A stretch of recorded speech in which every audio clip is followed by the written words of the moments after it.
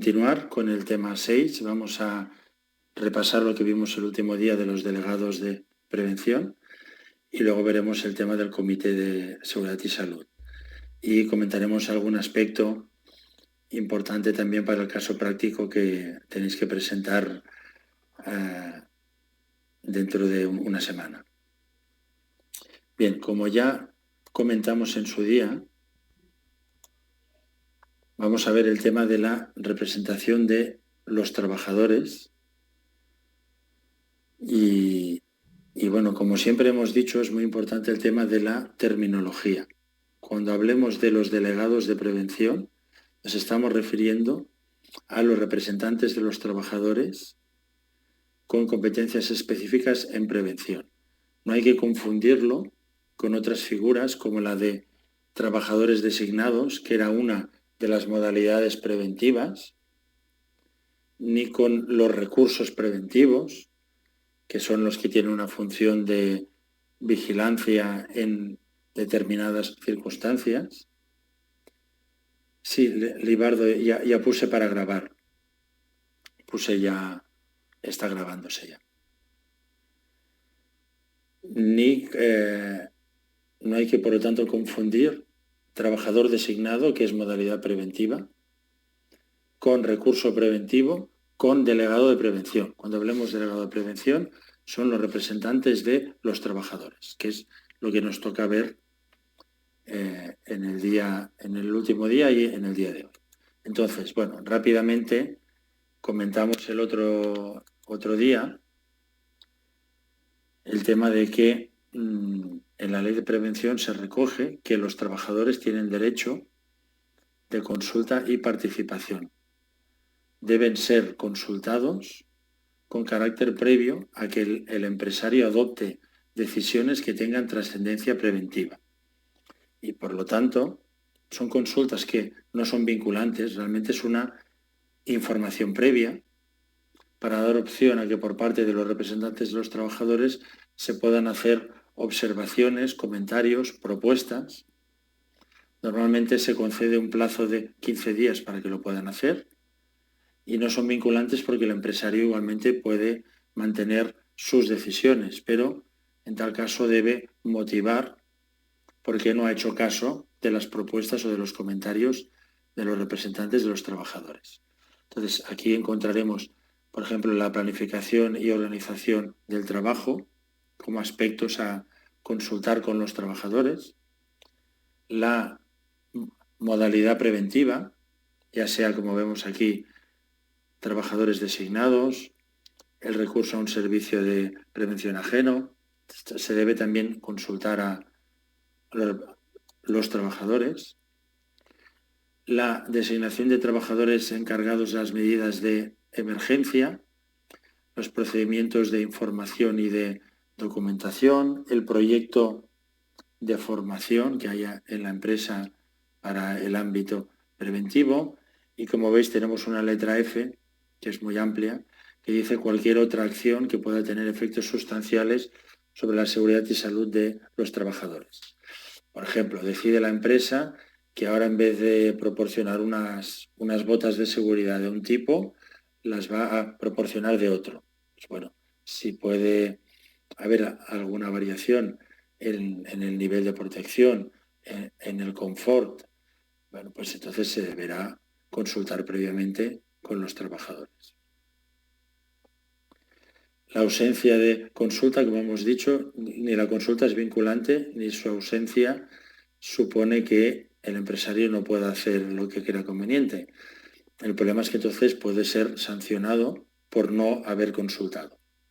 Y como hemos dicho, si consulta, puede mantener su decisión, pero debe motivar, razonar por qué mantiene un criterio distinto del que se le pueda haber indicado por parte de los trabajadores. Como os digo, que ahora vamos a trabajar en una nueva línea con formaldehído. Bueno, pues habrá que consultar también con los trabajadores. Entonces tenemos, los trabajadores se organizan a través de la representación unitaria que ya lo vimos en el primer tema, que son los representantes de personal, delegados de personal, y en empresas o centros de más de 50 trabajadores, el comité de empresa.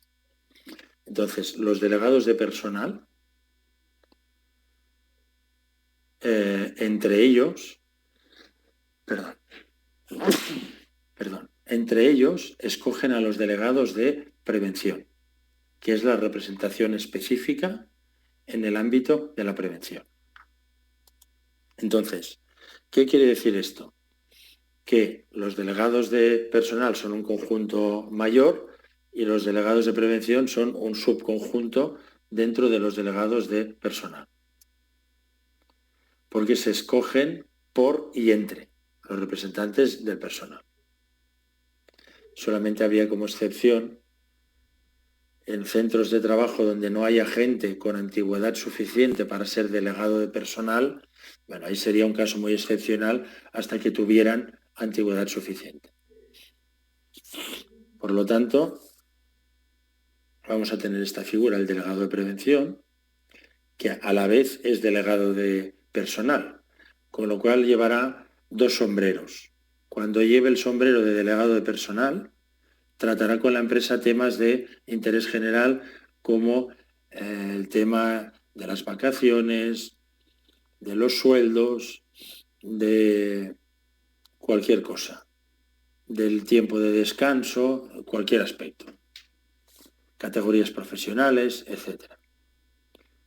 Sin embargo, cuando se ponga el sombrero de delegado de prevención, deberá ser para ocuparse específicamente de los temas de prevención.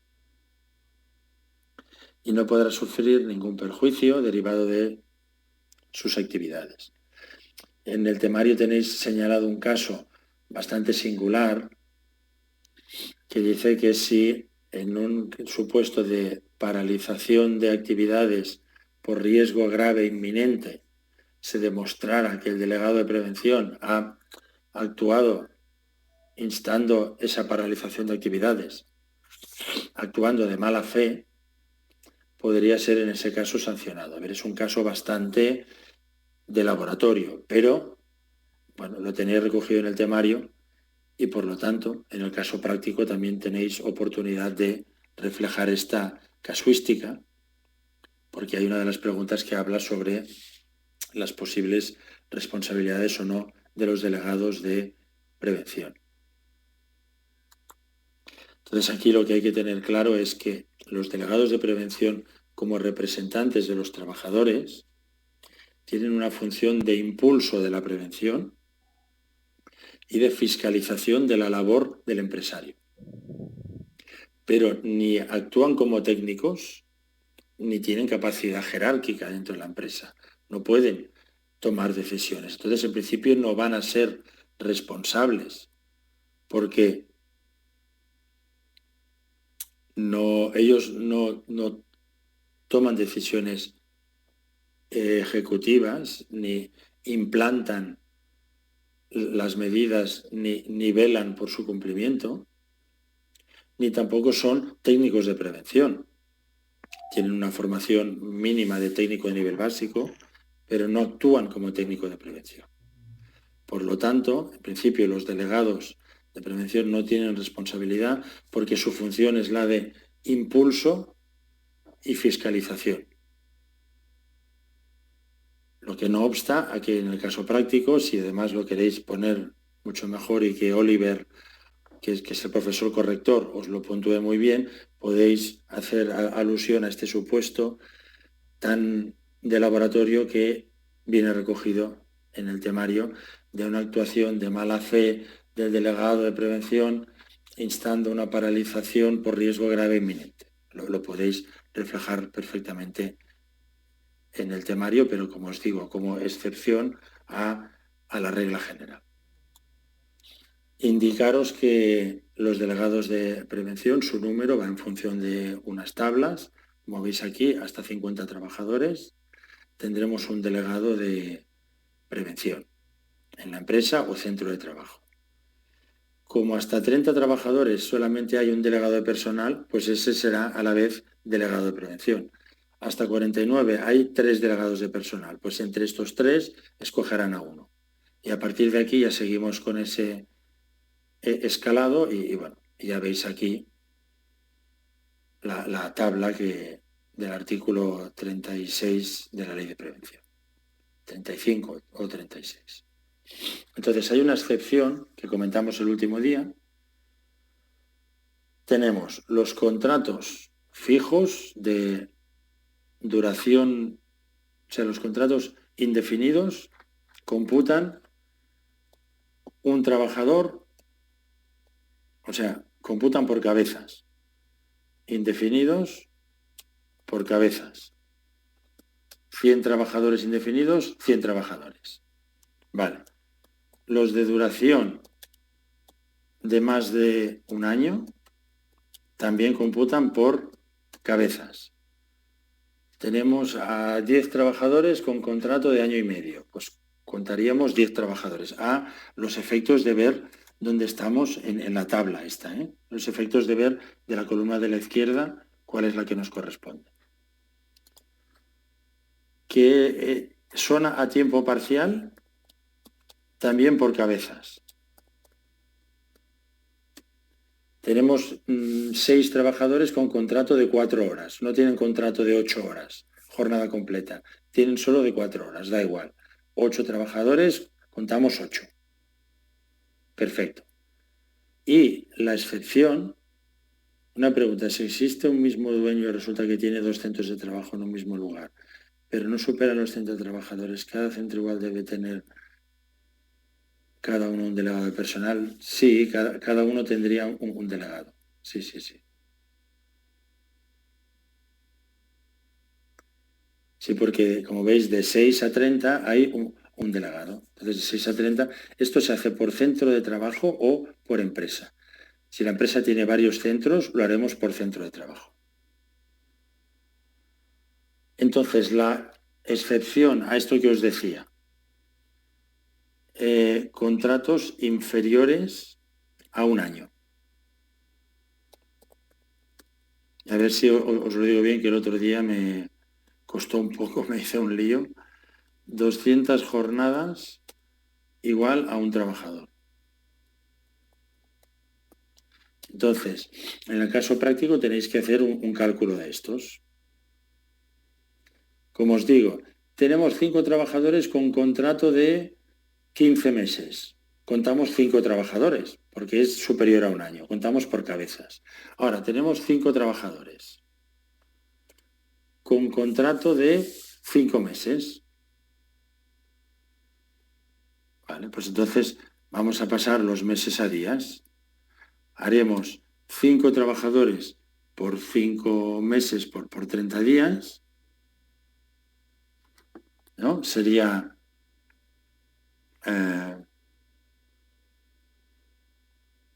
5 trabajadores por 5 por 30, que nos da 750, y esto lo dividimos, como ya hemos pasado a días, lo dividimos entre 200. Dividimos entre 200 y nos da 3,75 trabajadores. Esta es la fórmula. Cogemos el número de trabajadores por el número de meses y por 30, para pasarlo a días. Y luego lo dividimos por 200. Entonces, aquí la regla nos dice que la cifra que nos salga y la fracción cuenta como uno más. Entonces, aquí contaríamos como 4 trabajadores.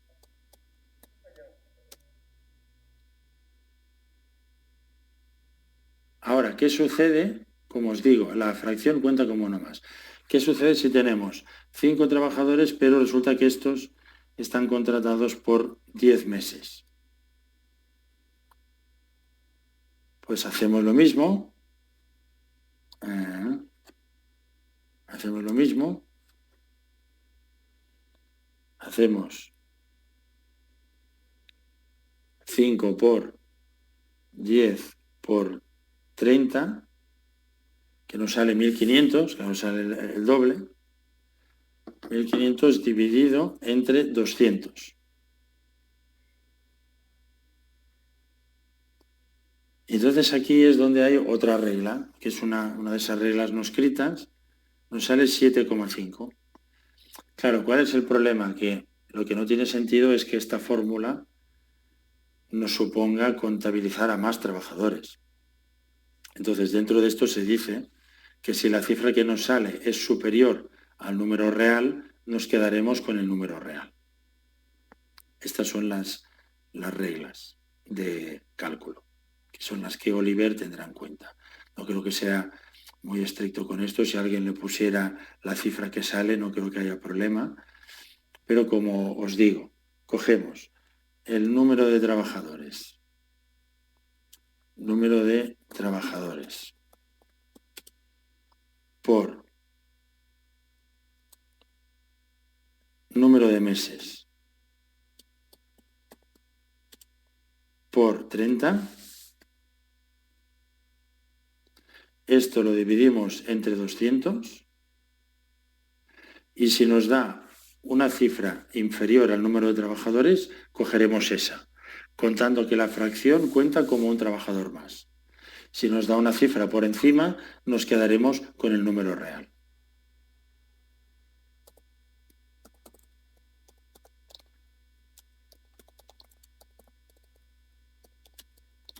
Como uno más, o en caso de ser superior, nos quedamos con el número real de trabajadores.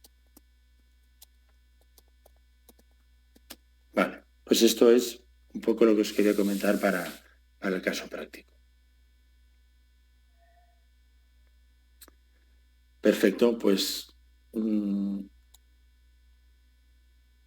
como hemos dicho, los convenios colectivos se puede establecer otros sistemas de designación o órganos específicos. Un comité territorial para varias empresas, pero bueno, son las excepciones. Y tendrán como competencias, bueno, luego también, vale, esto lo comentaremos luego. Tendrán como competencias, bueno, colaborar con la dirección de la empresa en la mejora de la acción preventiva, promover y fomentar la cooperación de los trabajadores, ser consultados por el empresario y ejercer una labor de vigilancia y control sobre el cumplimiento de la normativa de prevención de riesgos laborales. Esta vigilancia no es la vigilancia directa sobre los trabajadores. Sobre los trabajadores quien debe vigilar son sus jefes. Es la línea jerárquica la que debe vigilar. Esta es una vigilancia más general sobre el empresario a nivel de si está cumpliendo con la normativa o no. Por lo tanto, como ya hemos avanzado, una función de impulso y fiscalización que no los convierte en garantes. Las facultades pueden acompañar a los técnicos en las evaluaciones de riesgos, también a los inspectores de trabajo, pueden formular observaciones a inspección de trabajo, tener acceso a la documentación preventiva con la única salvedad de la información médica personal, que como siempre hemos dicho, salvo consentimiento del trabajador, queda entre personal sanitario y trabajador. Y aquí hay un punto que, bueno, en el temario tal y como está escrito, para mí induce a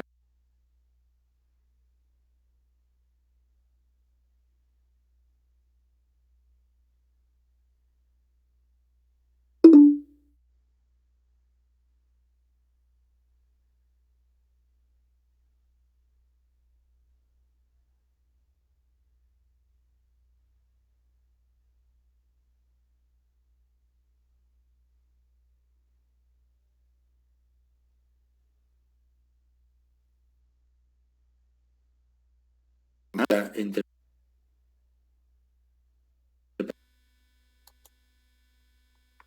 Y aquí hay un punto que, bueno, en el temario tal y como está escrito, para mí induce a error, no sé si lo corregirán en algún momento. Años atrás, como en la norma decía específicamente tener acceso a la documentación preventiva, algunos empresarios lo que hacían era decir, tener acceso quiere decir poder ver. Por lo tanto, yo te pongo toda la documentación preventiva en una mesa, en una sala, y tú puedes acceder, la puedes consultar, pero luego te marchas y dejas esa documentación sobre la mesa. Entonces había delegados de prevención que decían que no estaban conformes, que decían que querían poder fotocopiarla, tener una copia para poder trabajar. Algunos empresarios se negaban y eso hizo que el caso fuera incluso judicializado. Hay alguna sentencia y aquí un criterio de inspección donde dice que tienen derecho a obtener copia de la documentación. Por lo tanto, yo aquí haría ese matiz respecto de lo que se puede interpretar del temario.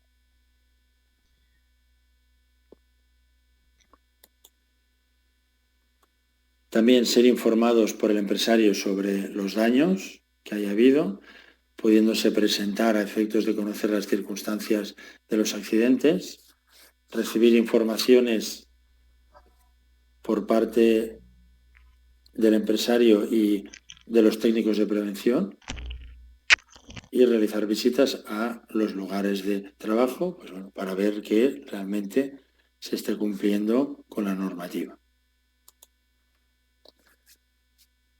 Recabar la adopción de medidas que, como hemos visto, se traduce en la posibilidad de formular propuestas de mejora al empresario. Y ya hemos visto lo de proponer el acuerdo de paralización en situaciones de riesgo grave e inminente si el comité de empresa no se pudiera reunir con carácter urgente. Tienen unas garantías, puesto que, claro, al final van a fiscalizar al empresario y podrían entrar en colisión con los intereses empresariales y, por lo tanto, pueden expresar con libertad sus opiniones, tienen un crédito de horas mensuales retribuidas y hay algunas actividades que no consumen ese crédito horario. O sea, las pueden llevar a cabo como delegados de prevención y no están consumiendo el tiempo que tienen de crédito horario, sino que es añadido, digamos. Que es el tiempo que dediquen a las reuniones del Comité de Seguridad y Salud, que ahora veremos el comité, o acompañar a los técnicos a la inspección de trabajo en caso de investigar accidentes que se hayan producido, así como el tiempo dedicado a su propia formación. La formación debe ser facilitada por el empresario. Ya hemos dicho que deben tener una formación, generalmente es la de técnico de nivel básico, aunque hay formaciones específicas para delegados de prevención, están en eso, en torno a 40-50 horas de formación. Tienen un deber de sigilo respecto de la información reservada por parte de la empresa. No estamos hablando aquí ya, por supuesto, la información confidencial no tienen acceso, pero la información reservada es aquella que pueda hacer referencia a marcas, patentes, propiedad industrial, etcétera, etcétera. No debe utilizar la documentación preventiva fuera del ámbito de la empresa. Y estas obligaciones perduran después de su mandato. Aquí en el caso práctico, también tenéis una pregunta que va por aquí. Yo me inclinaría por contestarla en el sentido de que se pueden divulgar informaciones siempre que no se estén dando datos de carácter personal ni datos de carácter reservado en el seno de la empresa, pero no fuera de la empresa. Pero bueno, ya veréis vosotros a la vista del temario también cómo podéis argumentarlo. Yo creo que con ese matiz que os digo, que no sea información confidencial, ni información reservada, ni se saque de la empresa. Claro, los sindicatos sí que pueden informar a la plantilla. Señores, ha venido inspección de trabajo y ha encontrado esto o lo otro, ha requerido a la empresa para que cumpla con esto, con lo otro. Creo que eso sería perfectamente válido en el ámbito de la empresa no fuera de la empresa, pero sí en el ámbito de la empresa. Pero bueno, ya veréis vosotros cómo lo argumentáis. La responsabilidad hemos dicho que es la propia de su condición de representante. Si no hacen bien su función, lo que les pasará es que cuando haya elecciones a delegado de personal no van a ser votados y por lo tanto perderán el cargo de representantes de los trabajadores.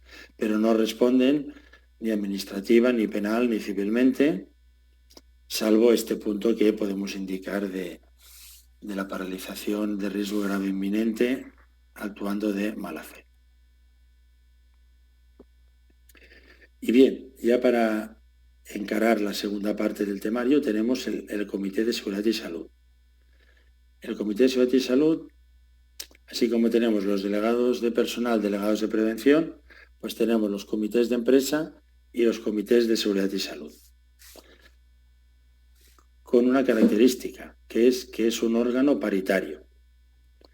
¿Qué quiere decir? Que está formado por el mismo número de delegados de prevención, o sea, los delegados de prevención van al comité. Cuando sean una empresa o centro de trabajo de más de 50 trabajadores, si es de menos, no habrá comité. Simplemente actuarán los delegados. Pero si es de más, habrá comité y por la parte de los trabajadores será integrada por los delegados de prevención. Y el empresario nombrará en igual número a sus representantes. Por eso se dice que es un órgano paritario, porque tiene el mismo número de representantes de los trabajadores y del empresario. En empresas o centros de trabajo con más de 50 trabajadores. Siempre usando las fórmulas estas que antes hemos comentado. Y, como os digo, el ámbito es que solamente hay un centro de trabajo, pues el ámbito es empresa. Que hay varios centros de trabajo, pues entonces el ámbito es centro de trabajo. Empresa. 2, centro de trabajo si hay más de uno. Y luego tenemos otro ámbito, que es esto que se hace alusión aquí como comité conjunto o provincial, que es cuando en una misma provincia, ¿qué nos pasa? Que tenemos varios centros de trabajo que ninguno de ellos supera los 50 trabajadores, pero que si sumamos todos los trabajadores de los centros de la misma provincia, sí que superan los 50 trabajadores. Entonces aquí, en el caso práctico, este grupo es casi, bueno, creo que todos sois alumnos de América Latina, por lo tanto no os queda otra cosa que ver si los centros están en la misma provincia o no. Ahora no recuerdo exactamente la casuística, pero, bueno, o si no, contestad formulando la hipótesis. Si pertenecen a la misma provincia, podrán formar un comité conjunto y si no pertenecen, no.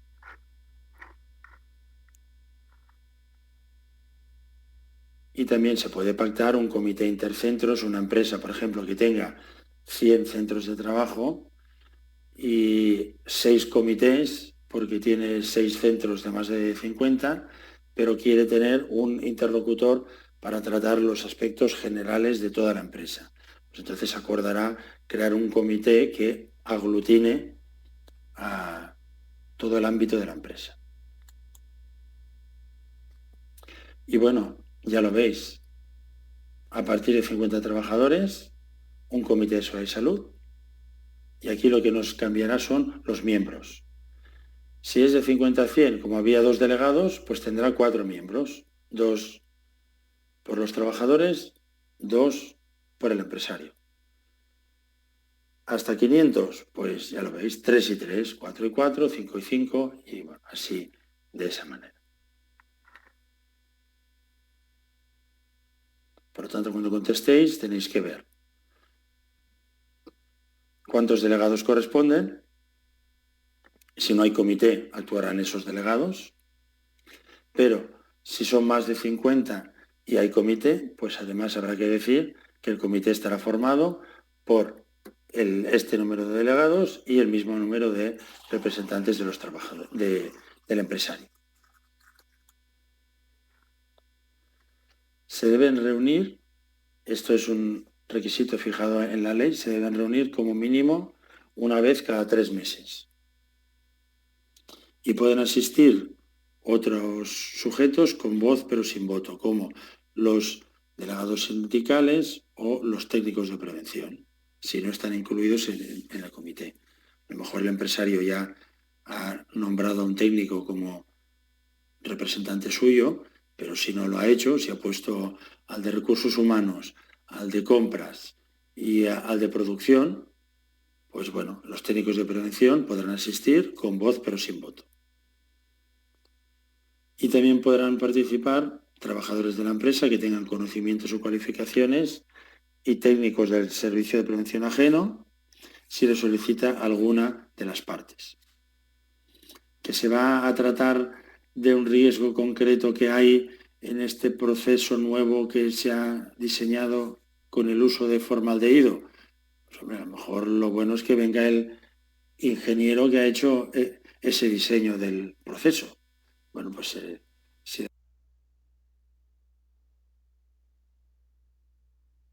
una de las partes lo solicita, pues podrá participar con voz pero sin voto la persona que tenga conocimientos específicos del tema que se vaya a tratar.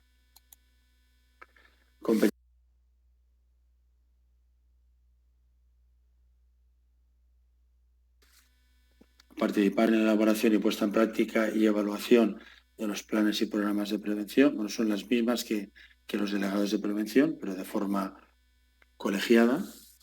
Promover iniciativas sobre métodos y procedimientos, proponiendo mejoras. Por lo tanto, es un punto de encuentro y de intercambio de opiniones sobre seguridad y salud laboral. Y su funcionamiento no obsta a que los delegados de prevención ejerzan su función como tales, con independencia de que, cuando toque, pues participen en las reuniones del Comité de Seguridad y Salud. Las facultades, pues bueno, muy parecidas a los delegados de prevención. Conocer la situación de la prevención en la empresa, pudiendo realizar visitas, conocer documentos e informes relativos a las condiciones de trabajo, conocer los daños a la salud que se hayan podido producir, al objeto de poder valorar sus causas, y conocer la memoria y programación anual de los servicios de prevención. Y bueno, con esto finalizaríamos el tema de hoy. Voy a echar un vistazo en un segundo al caso práctico para ver si me he dejado algo. Y mientras podéis aprovechar si alguien tiene cualquier duda que la pueda plantear en el chat, cualquier duda de lo que hemos comentado hasta ahora.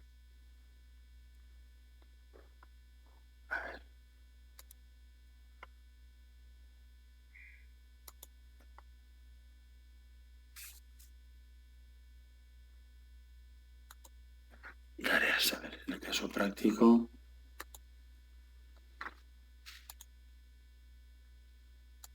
La primera pregunta es muy clara, es esa que hemos comentado, de hacer los cálculos. Ya hemos dicho cómo. La segunda habla de las atribuciones de los representantes de los trabajadores en caso de visita de inspección de trabajo. Ya hemos dicho que pueden acompañar y pueden formular observaciones. Y si los resultados pueden ser difundidos entre los integrantes de la empresa, ya os digo, ahí tengo dudas si en el temario, lo que se sugiere en el temario, yo entiendo que si lo argumentamos en el sentido de que no sea información confidencial ni reservada,